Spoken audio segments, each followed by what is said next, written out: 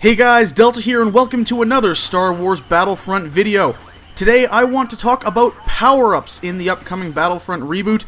If you've been living under a rock, Battlefront has a power-up system. These are randomized and scattered around the maps, and give players a variety of weapons, equipment, and abilities.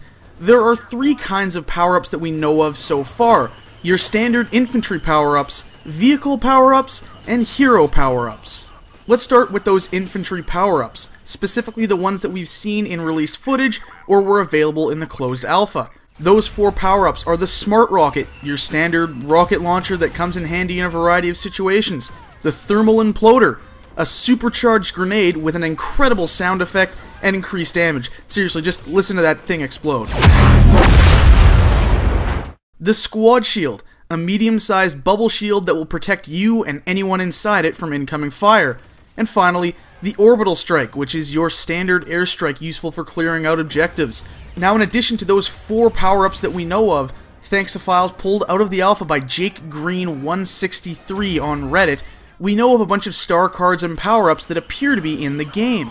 Going through these files, there appears to be at least two, possibly even three different varieties of turrets that are going to be available. The difference between these turrets we don't really know, but some people are speculating some of the turrets are geared towards infantry and others are for vehicles. Turrets are explicitly mentioned as being able to turn the tide of a match in the blast reveal post that was put up on the Battlefront website about a week or two ago. In these files, there is also placeholder text for the Viper probe droid pickup, which we've talked about in one of my recent videos.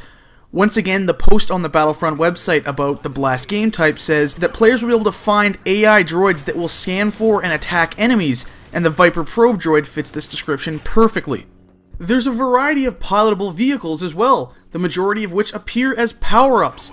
The list of vehicles confirmed so far include the AT-ST, the T-47 Airspeeder or Snowspeeder, the A-Wing, the X-Wing, the TIE Fighter, the TIE Interceptor, the Millennium Falcon, and the Slave 1.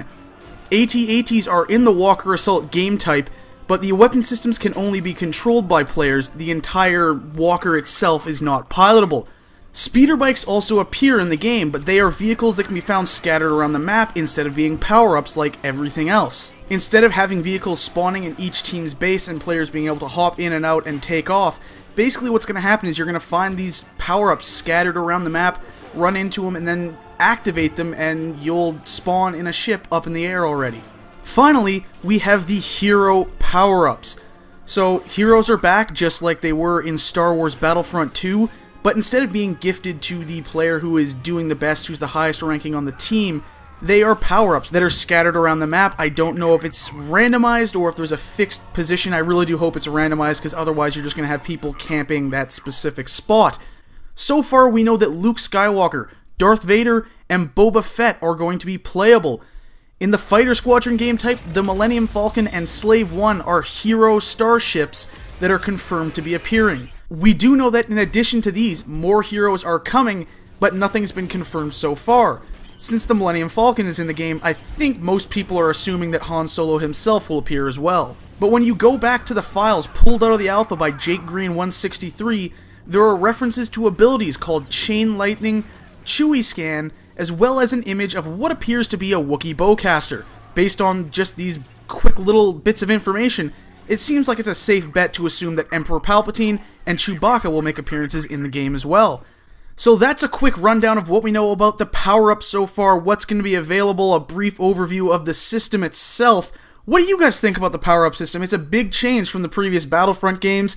I'm okay with it in some areas. I'm not so sure about it in terms of vehicles, though. So let me know in the comments section below, and thank you guys for watching. Remember to subscribe, follow me on Twitter for all that good stuff and staying up to date, and I'll see you next time.